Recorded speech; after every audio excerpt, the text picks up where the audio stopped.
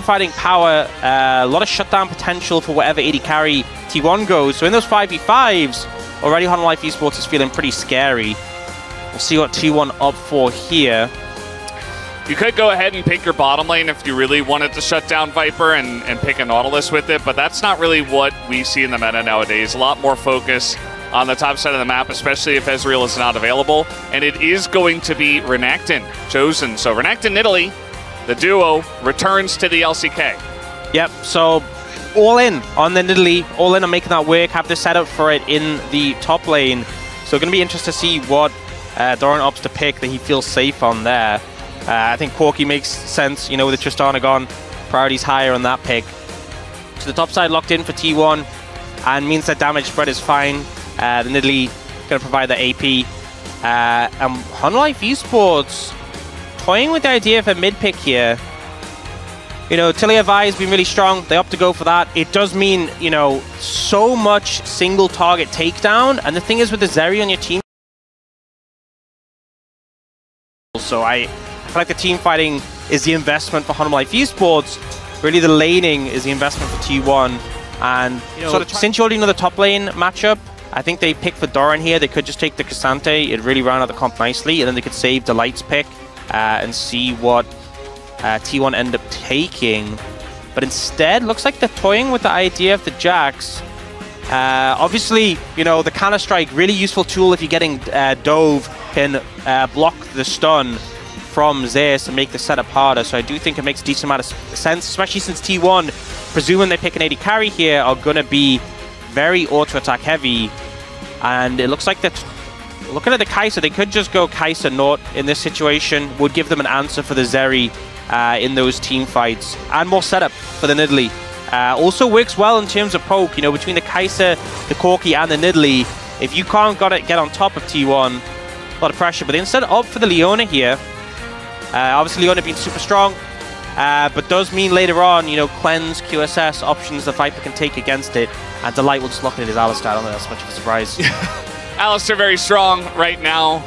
It is 20 and 10 in terms of win rate, and it's just really good into engage. And you look at the side of T1, they have the Renekton, the Leona. Things you're going to want to push away, but also you have further setup for your composition to get that Zeri going. Yeah, and sometimes Alistar can struggle in comparison to like a Nautilus or Leona because his engage isn't as long range. You know, you have to be in W range. If you have flash. Saturday Showdown starts right now.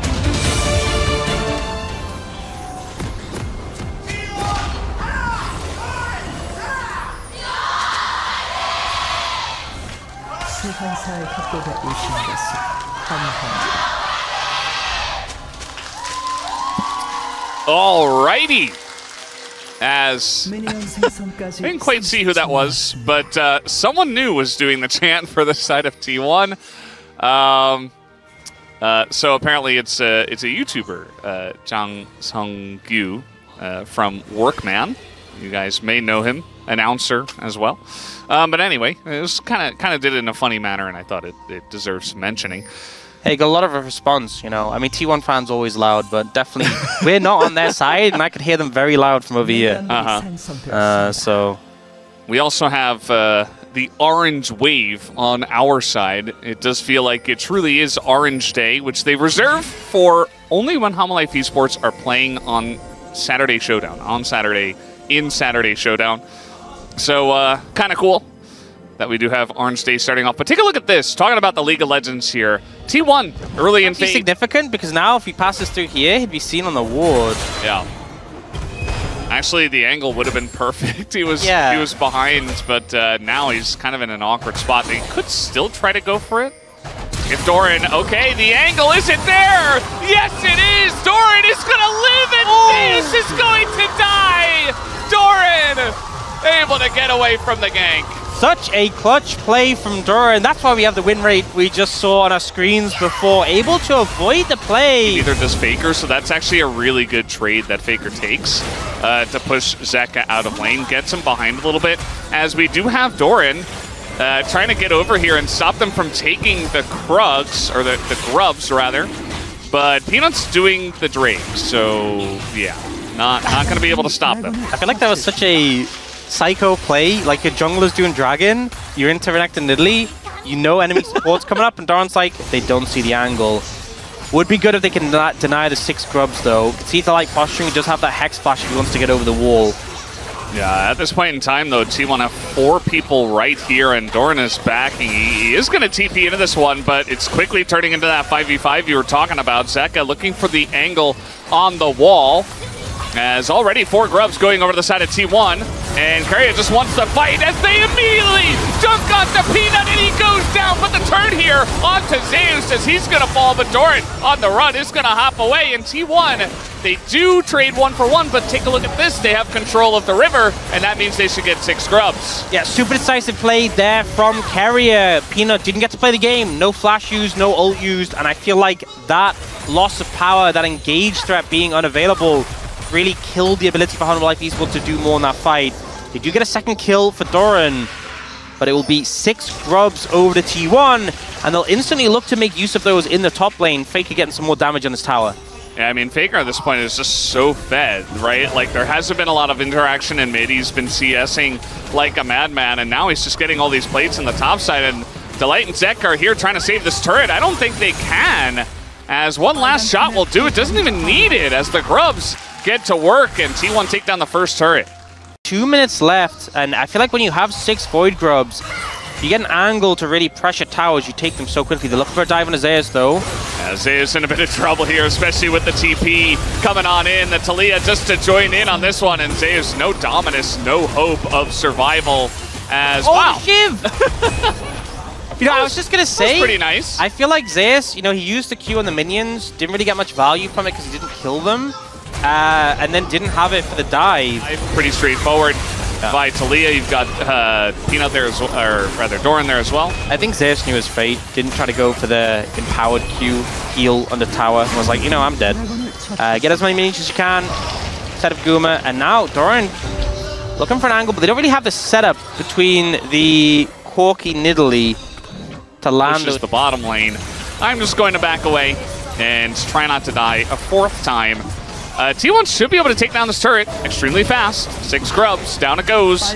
And, I mean, compared to the speed of Zeka pushing alone in top, this is very good for T1. They're just going to keep pushing. Yeah, and I mean, Peanut's getting a Herald on the cross map, but what is a Herald? Something to take towers. T1 will just take the towers. Yeah. You see them moving up to defend, though. Oh, the double stun with the counter-strike, and now Zeri is popping off Viper. Going to help in dealing damage as Doran picks up the kill. And they push, they get a bunch of damage into that turret, but they will pay. Pick up this tower in the top lane, mitigate some of that gold difference. Yeah. Finally, he is not going to deny the cannon. No. He's like, you know what, Zeus, you need this one. You can have it. He does. Viper didn't earn it.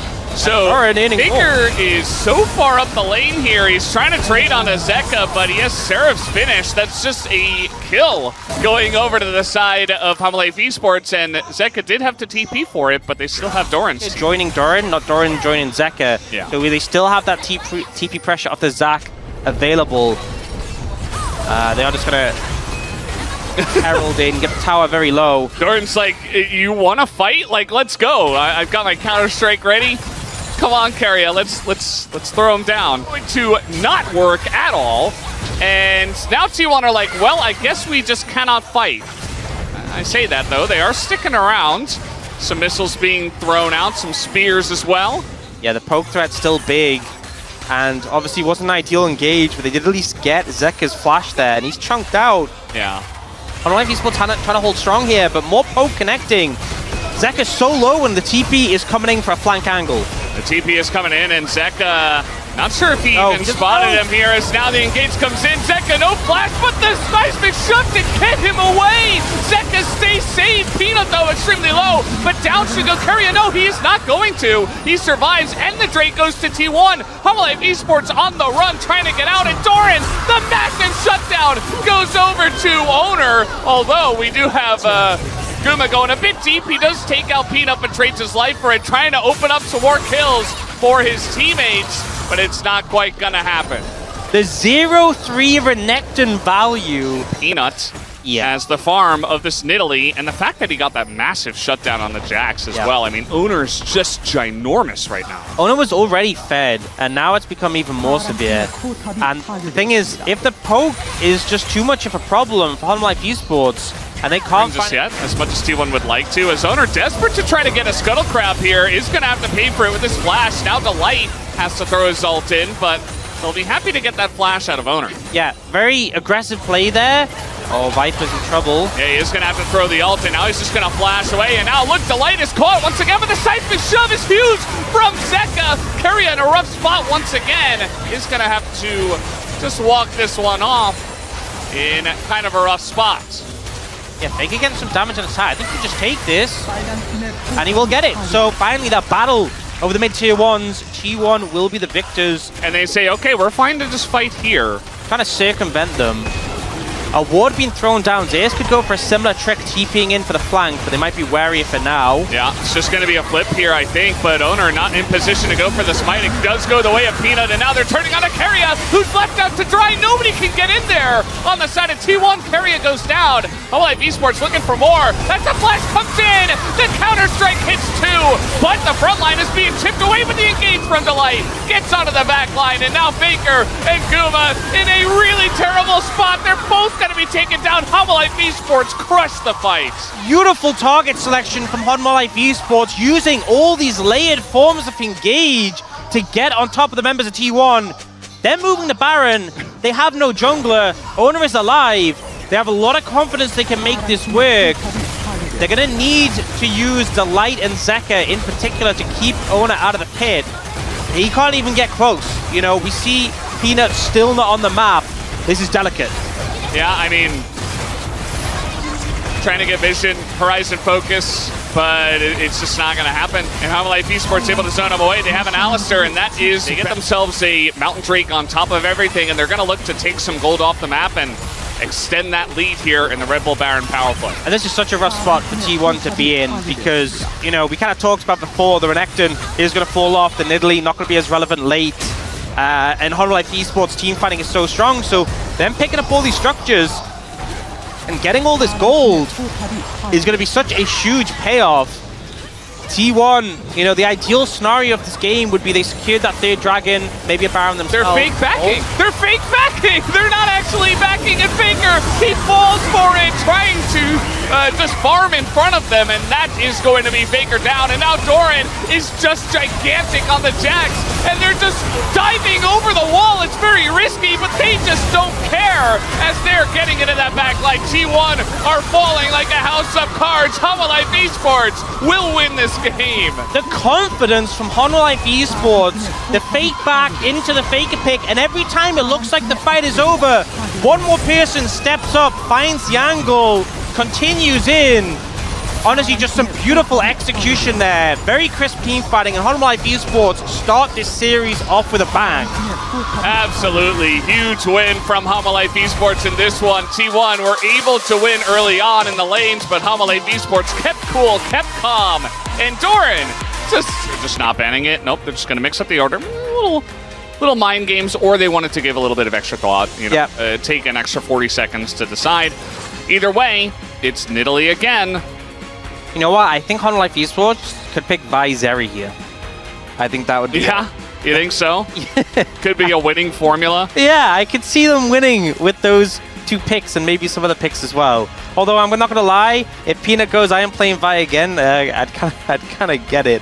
But I think the Zeri obviously worked well with what the composition wanted to do. They're actually prioritizing the Renekton, so denying the Renekton Nidalee off the bat. T1 don't get to play that duo again. Be interested to see what Zeus prioritizes. Sentinel also steal away the Corki. It looks like they're eyeing up. And to be fair, out of everyone on Hanwha Life Esports, Zeka had the most trouble. You know, lane did not go too well for him into Faker, so they will deny that one away. And this is one of these situations where, you know, the phrase, if it ain't broke, don't fix it. But I think Hanwha Life Esports are just like, no, we'll just improve, you know. Last game wasn't one-sided enough. It was very close. We think things can be better. Is Faker playing Lucian? Or is it Guma? I mean, that would be kind of weird to pick AD carry Lucian in this spot, but it is going to be Lucian regardless. Yeah, we have seen this come out. Chovy, obviously, the first one, I believe, to play in the LCK into the Corki, and then the Gnar coming in. So less setup for the Nidalee, but T1 still following through with Real win lane win game. Yeah, it's basically like 3 strong champions. And as you mentioned, you know, they have Nidalee to try to help. We'll see what he has to bring out here. Looking at the MF, he should get buffed not too long ago. And they will lock it in, so, you know, I feel like you can sort of call back to, you know, like the days you're playing in gold with your friends, like ranked 5. Yeah. And you had like Zyra MF, and you're like, oh, we can ult together, it'll be sick. Kind of gives me those vibes, you know.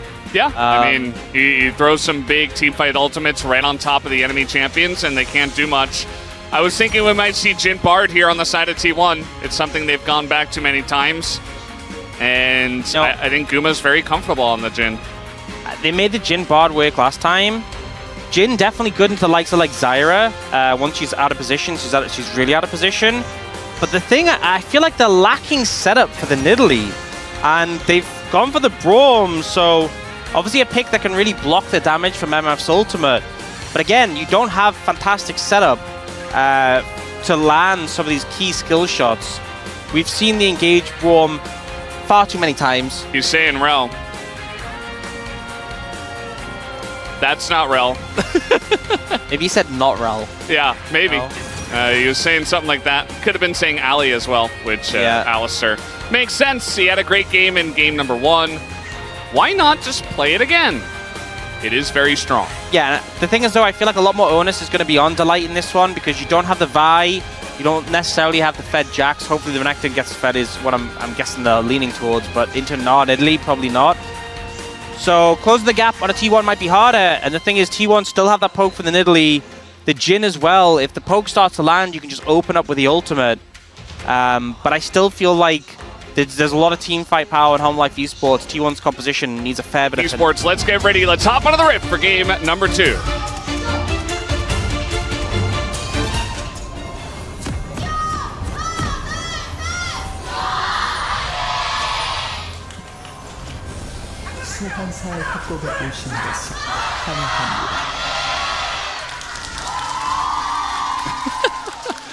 That's the YouTuber again. Announcer, YouTuber, workman. Just getting on in there. Getting hyped. And this time he did it for Home Life Esports. Just wanted to show, you know, he's playing both sides. Wait, so... He's not sure which team he wants to support yet. Last game, he did it for T1, and T1... lost. And this game, he did it for Home Life. Oh, no. And... Home Life. We'll see. Can they break the 1-game streak? You know what's a combo we haven't seen in the longest time? Lucian Braum. It just doesn't exist in the bot lane anymore, really. But we have a Lucian and a Braum in this one. And I like the T1 using the strength of the Braum level 1. I feel like teams don't do this enough. Such a strong level 1 champion. If you get hit by the Winter's Bite, you're just basically dead. Because if you flash, they can just flash after you and proc the stun. So... they'll use that for this heavy. That's a Jonah Strong. Don't need to address it. Oner's going in here. He's going to miss the spear, and he does heal. He's got red buff. I mean, this is getting relatively close, and now Peanut is like, uh-oh, I've got to flash away. Here comes Doran and Zeka. Going to get the flash out of Oner. This is getting incredibly dicey in the T1 jungle, as now some plants on the ground, but Zeus not going to get rooted.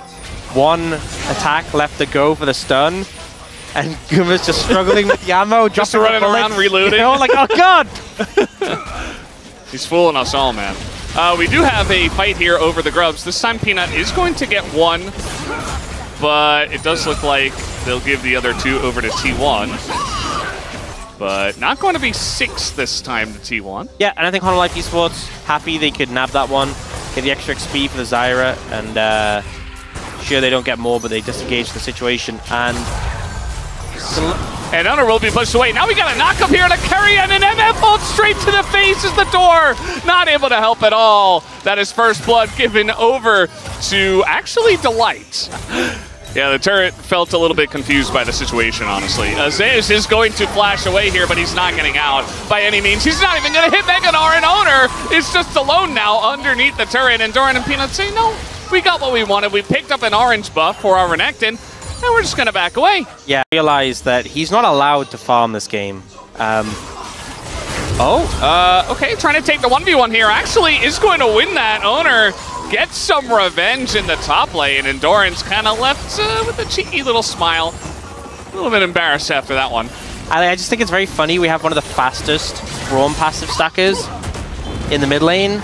Yeah. And the slowest in the bot lane, which is why Keria has just left Guma. He's like, you're on your own, buddy. I mean, Guma has been alone for a while. Yeah. Finally, Keria comes over. It's like, all right, I guess I'll help you now. We never had a Drake taken at all. T1 had an opportunity earlier on, but they just didn't. So now HummLife Esports going to take this one. I think T1 were like, look, we want to get things done in the early game. We need to generate a gold lead, so let's not do Drake. They are now down 2,000 gold, and HummLife Esports will take the first Drake. So didn't quite pan out how they'd hope, but the theory. Okay, well, that happened. Now Peanut's on vision. He doesn't care. He's just going to throw his ult on Oner, who is going to dodge a lot of the damage, but we got the super plants coming in, and Oner will disengage on the disengage cone. We do have Keria and Guma trying to go for the 2v2, but Viper already with the BT finished. Got to be careful about that. You've seen this new MF build where BT has so much AD now, and obviously MF scales so little AD, but in the 2v2, how do I get to farm? I'm going to ask if someone can let me know, hopefully from the space, when did Zeus buy his cull? And I'm kind of curious when he actually stacks it, because right now... Right, he's farming the red buff. No, he's not anymore. You know, the dive early on. He's having a tough time. Here comes Doran. He wants to take a trade up against Faker. Not going to overextend. There's not much of a wave here, though. Keria is trying to get this done. The stun comes down, and Doran flashes, but it's not enough as the Faker is going to go down to the last shot from the tower. Survives long enough for the tower to do the work. What's happening here? Doran, so you can see in the bottom left. Oh wait, Zeus is gonna hit a wave. He got a couple. Okay, so he bought Cull. Thank you very much, Chronicler. At 7 minutes. Well, we're gonna, we got a little dive going on here as another TP is gonna come. Keria's just gonna die to the turret. Zeus says, yeah, maybe I can do that as well. Can he even get the backup? Comes in from Delight, and the dive is just awful. So HummLife Esports will easily clean that up. Stop trying! Just give up! That tower, you can't deal with it. Just leave it alone for the rest of the game. Go mid, go butch, play for... Oh my god, no. Oh no, not Zeus. Why not this guy. And, ooh, nice little dodge there on the missile. But again, you're not allowed to farm in this game. We've already established that, and HummLife Esports have made 100% sure that this Gnar does not get to lane at all. Will he complete the Cull by the end of the game? I'm honestly unsure at this point. Herald coming in, but they won't be able to do more. The spear hit Viper, and he's still full health. Yes. Yep. The poke not really going to do much against him. And Zeka going to put some pressure down in this mid-tier 1. I think he has to back off, though. He is being flanked. It's Mountain Soul again, by the way. So, pretty interesting stuff. Guma just going to walk by the Zyra, and he's going to get rooted and die. So, this has happened a lot. I feel like T1 are losing a bit of focus, and HummLife Esports are in the driver's seat right now, because that's like 3 or 4 kills in a row where T1 members are trying to do things, and they're just getting clobbered. It's getting very goofy, I think we can say. Yeah. But HummLife Esports are not hesitating. We've seen happy gaming. This just looks like sad gaming. No, it's so crazy that I say that, and then Zeka just does this. Yeah. Like, I literally say HummLife Esports aren't hesitating. I'm trying to compliment them, and Zeka just takes 18 towers. Light. He's going to have to flash this. And that's a turret going over to HummLife Esports. He's 20 away from the Cull being... There's your 2 stacks. Where are you going? Get the wave! No! There's no Cull in this play, I'll tell you that. Zeus is dead. The only question... Wait, the minions! Get the minions! Oh! No! Zeus! He's not going to get it. And Viper's going to pick up the kill. Zeus goes down for the 3rd time, leaving Keria to die. I love how we get the engaged Braum, and Faker goes, I don't condone that, I'm leaving. If Keria dies and T1 get the dragon, I feel like that's pretty worth for T1, although it depends on who gets the kill. They're just going to give it over to Zeka. Also, Peanut's just going to die. This game has just gone off the rails, guys. I don't even know, like, where we are. Where am I? Where is Zeus right now? Yeah, well, he's in potentially 0-4 land. He is about to hit Mega Gnar, but let's see if they can take him out before that. Yes, they will. Down he goes. And Zeus, in fact, will hit Mega Gnar, and he still hasn't finished the call. It's been 15 minutes! And HomeAlive Esports get the dragon. Guys, you need the cold power spike. How are you supposed to win if you don't get the stacks?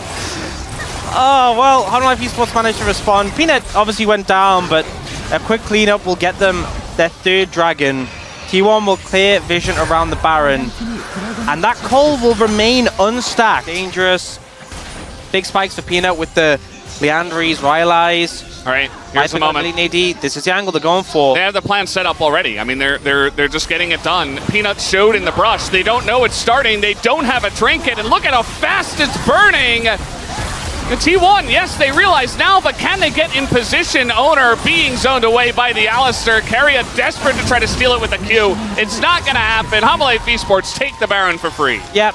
Delight playing bodyguard so he can knock away Owner if needed, and there was like probably 7 million plants in the pit, so Owner throws a spear and it just hits one of the plants. Good move from HomeAlive Esports. They get the control, they get the Baron, and now with 2 minutes until Soul, Baron in pocket, they've gotten over T1. The lack of engage from T1, the Jhin Braum not really providing that much value right now, the Lucian not doing anything really to the Corki in terms of pressure, has resulted in HomeAlive Esports being far further ahead than they were at any point really in the first game.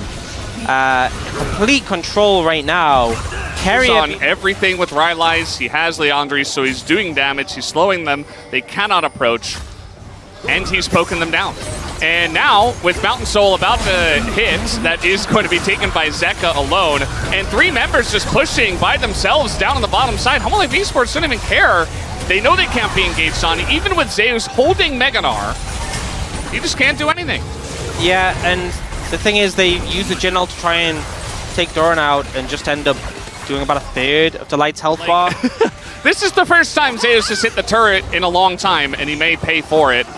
Actually, I think he's absolutely going to pay for it as he's just burning down. He doesn't do anything to Peanut except half his health, as now they're trying to engage on a Viper, but it's just so fast that the Braum ult is too slow to catch the MF. And now TP comes in from Doran just in case. And, you know, there's no objective at this point in time, but HomeAlive Esports just want to totally suffocate the map. Yep, the engaged Braum, again, not the best. Not too good at taking down high mobile targets, and even though in terms of dashes, the MF doesn't have many, you can see Viper so hard to hit when you can just run back and forth with 60 extra movement speed than everyone else. Yeah. And with that massive shield... The MF just feels so good. It's so obnoxious. It feels so good, just as a pick. I mean, I know we had like 6 or 7 AD carry bans, which is why we get Jhin versus MF. Like it's another year, but, you know, I think it's pretty good. HomeAlive Esports, they don't have Baron, they don't care. And a big spear is going to hit Doran. Also the root coming in, maybe the angle, but you know what? The wallets are just so gigantic. The knockup comes in on an Owner, and Doran lives. It's 2 kills, make it 3 for Vipers. HomeAlive Esports smash them in their base, and they will take the 2-0 tonight. It's absolute decimation. Once again, HomeAlive Esports find their angle. No hesitation. They close out the game in even more dominant fashion than their last matchup against T1. Just a crushing